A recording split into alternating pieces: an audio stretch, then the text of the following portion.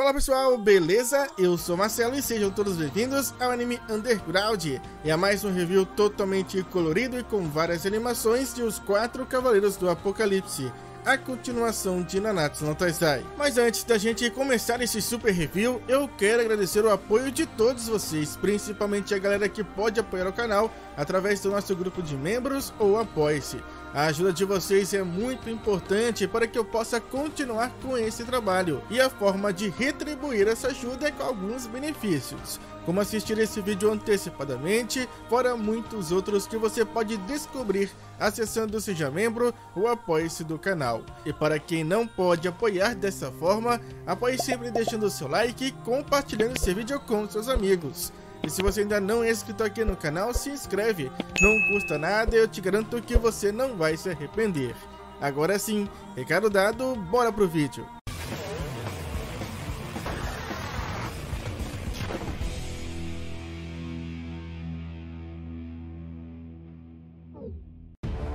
Os Quatro Cavaleiros do Apocalipse, capítulo 41, Fissuras.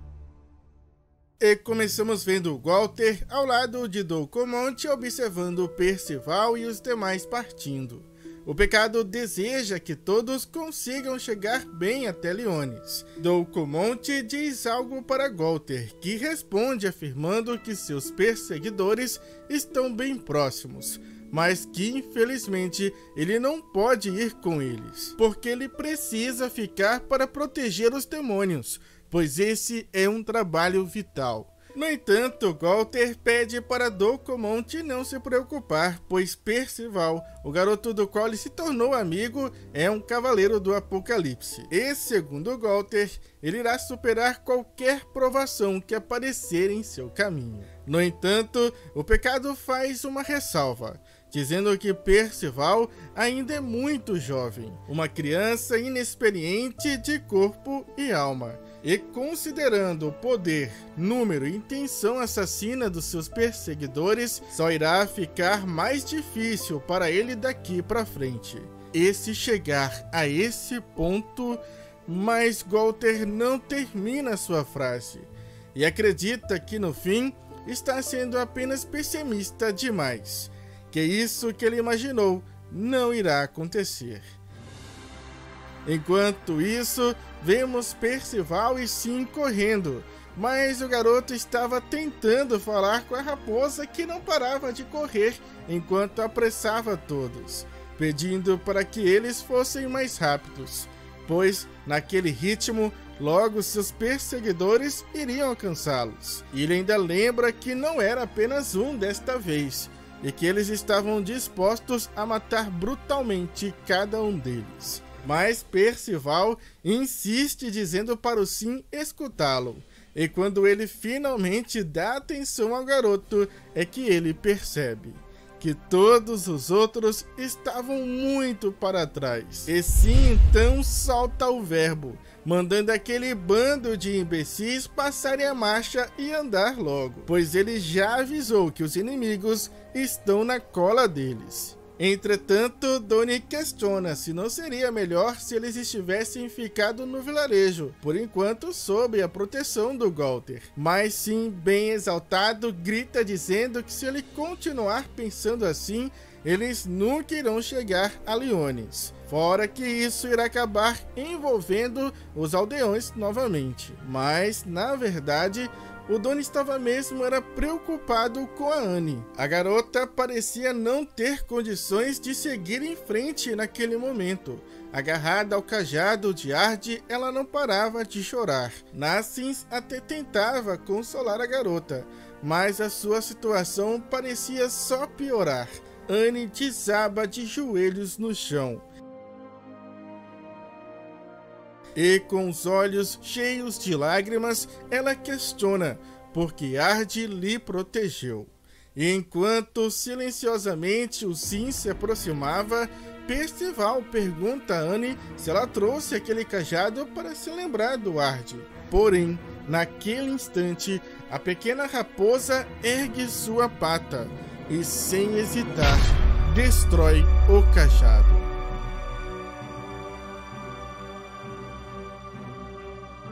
E isso deixa Annie em desespero que pergunta o porquê do Sim ter feito aquilo. E a raposa manda na lata: você é tão burra assim? Ele ganhou isso do rei Arthur. A gente não pode deixar isso intacto. Mas independente dos motivos, essa atitude do Sim só desperta a fúria de Annie, que grita perguntando como ele consegue ser tão cruel assim. No entanto, Nassins tenta amenizar a situação, dizendo que o Sim pode ter razão. Afinal, os cajados são realmente perigosos. Ele até cita que um deles transformou seu avô em um monstro destruidor de florestas. Porém, Annie questiona o motivo de Ard não ter usado o cajado contra eles. E Nassins, na tentativa de acalmar a Annie, responde dizendo que ele tem certeza que Ard nunca teve a intenção de usá-lo, pois ele viu na Annie a sua própria filha. E mesmo que não seja isso, ele era de fato um homem gentil, que provavelmente não teria coragem de machucá-los. E ouvir tudo isso faz Annie voltar a chorar novamente, diferente do Sim, que expõe sua opinião dizendo que foi por ele ser assim que ele está morto agora, pois, inimigo ou não, ele era muito benevolente.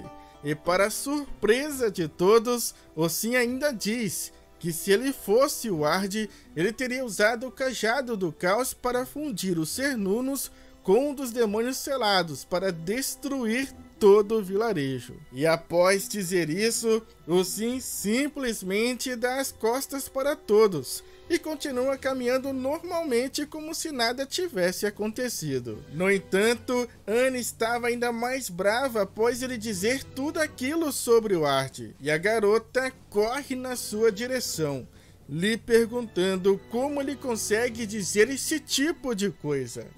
Annie para na frente do Sim, e tomada por um sentimento de raiva e tristeza ao mesmo tempo, ela grita dizendo: Ard perdeu a sua vida me protegendo. Não irei permitir que você o insulte desta forma. Quem você pensa que é? No entanto, Sim segue andando, ignorando completamente a Annie.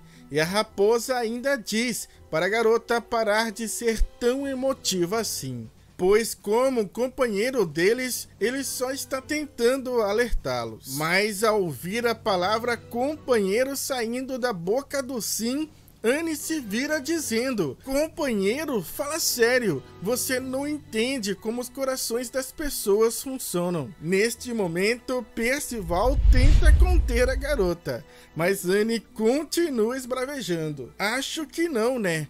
Você é só um animal, afinal de contas. Será que você está realmente do nosso lado? Questionava Annie. E esta pergunta aparentemente mexeu com Sim. E Annie então começa a citar vários eventos que ocorreram onde o Sim simplesmente desapareceu. A começar pela Gruta de Cristais. No entanto, o Sim se defende dizendo que ele voltou para chamar o Walter, e que além do mais, se ele tivesse entrado na gruta, ele teria se transformado em bebê também, e desta forma Percival estaria morto agora. Mas é quando Cernunnos atacou Percival. O que você estava fazendo? Questiona Annie. E a raposa apenas responde que estava tirando uma soneca. Mas Annie continua: e quando estávamos presos em Cante, você não nos resgatou. Em Sistana, você simplesmente sumiu, enquanto estávamos lutando por nossas vidas contra Ironside. Mas o Dorne, Nassins e Percival tentam amenizar o lado do Sim, dizendo que durante cada uma dessas ocasiões ele ajudou de alguma forma. Contra os Cernunnos, ele deu alguns conselhos para Percival conseguir derrotá-lo. Já em Quente, ele foi para a masmorra depois, e foi o responsável por encorajar o House a ajudá-los. Assim como em Sistana, que ele trouxe ajuda para derrotar os cadáveres do caos. Mas Annie fica brava também com seus amigos, dizendo que eles não podem provar que ele de fato ajudou. E Annie não consegue mais se conter e agarra o rosto do Sim. Encarando a raposa, ela diz: você nunca nos ajuda em nada, fica agindo como se fosse o maioral. Então para de agir como se fosse o nosso amiguinho, pois nós somos os únicos aqui que sofrem no final. E surpreendentemente, após escutar tudo isso, o Sim abaixa a cabeça e pede desculpas. Uma atitude que deixa todos sem reação. No entanto, Percival logo diz que Annie foi longe demais e pede para que ela pare de gritar com Sim. E a garota também fica sem jeito com a reação do Sim, pela forma que ele pediu desculpas. E com isso, ela então diz que está tudo bem. E agora a gente pode ver uma Annie bem diferente da que estávamos vendo alguns minutos atrás.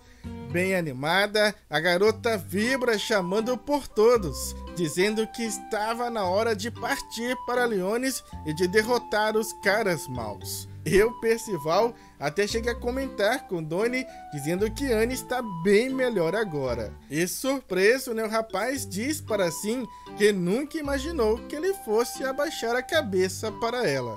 No entanto, a raposa responde, dizendo que para os humanos, a raiva gera bem mais força que chorar ou se lamentar.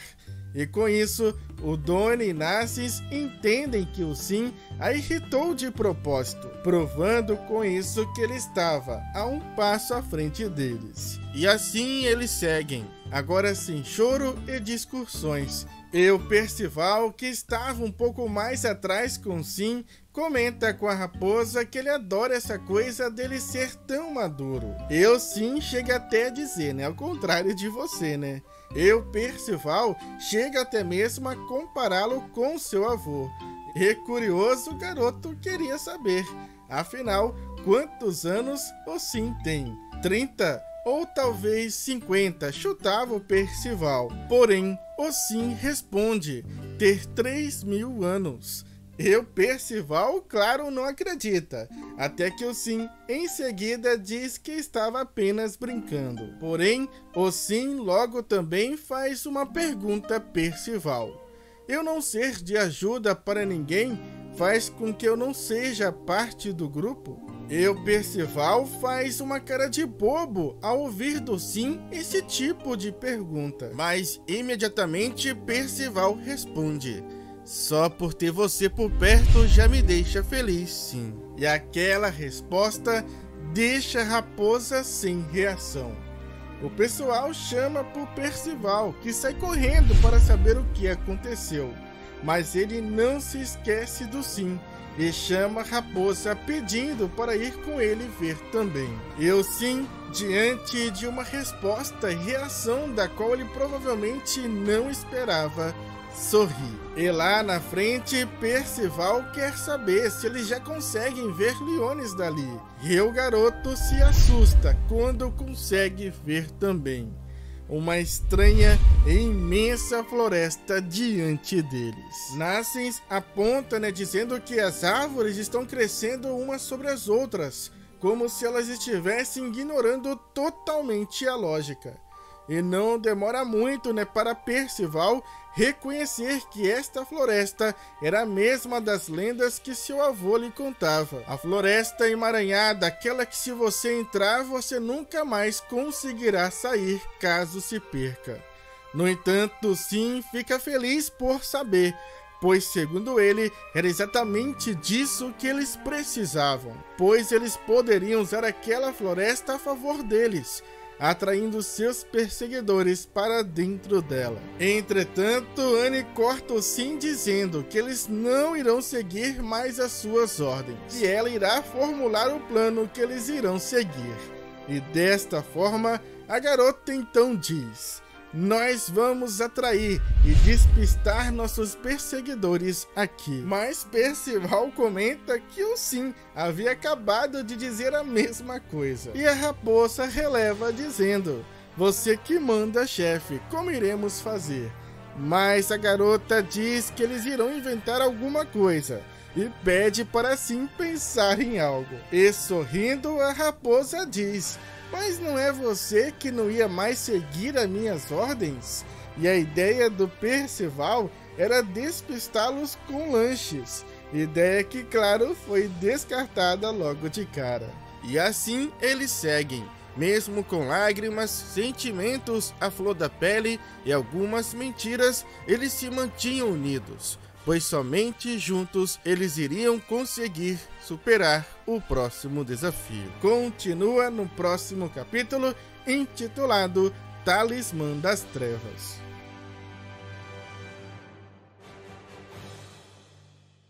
E chegamos ao fim de mais um arco, do qual eu acreditei fortemente que fosse finalmente revelar a identidade do Sim, já que ele teve de certa forma um grande foco na pequena raposa. Mas isso acabou não acontecendo, apesar dele ter nos dado muitas pistas e informações sobre a possível identidade da raposa. E este capítulo inclusive revela algo muito importante. Eu diria que é uma das pistas mais concretas até o momento sobre o Sim, que é a sua idade.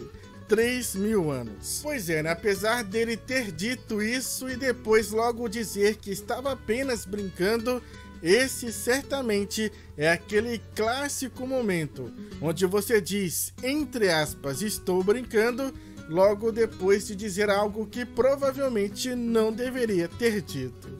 Portanto, é bem provável que ele tenha de fato dito a verdade.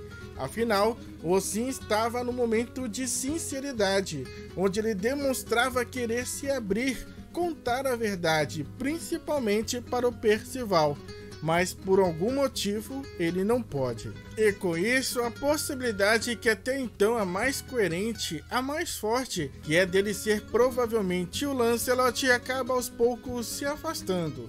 E não só por ele ter 3.000 anos de idade, mas como também outras questões apresentadas dentro deste arco. E se ele não é o Lancelot, com essas novas pistas ou informações, aumentam as possibilidades dele ser o Nanashi, por inúmeros outros fatores que eu também já citei em outros vídeos. Porém, mesmo que ele tenha de fato 3.000 anos, isso de uma certa forma não descartaria totalmente a possibilidade dele ser o Lancelot. Mas o porquê eu vou te contar em outro vídeo, onde a gente vai se aprofundar nesse assunto, em um vídeo mais específico, atualizado sobre a identidade do Sim. Mas agora eu quero saber de vocês, o que acharam desse capítulo que encerra o volume 5 e o que esperam do próximo. Deixa aí nos comentários a sua opinião. E agora eu quero agradecer ao Márcio, Ítalo, Emanuele, Nicolas e Eduardo, que fizeram a coloração de todas as imagens usadas neste vídeo.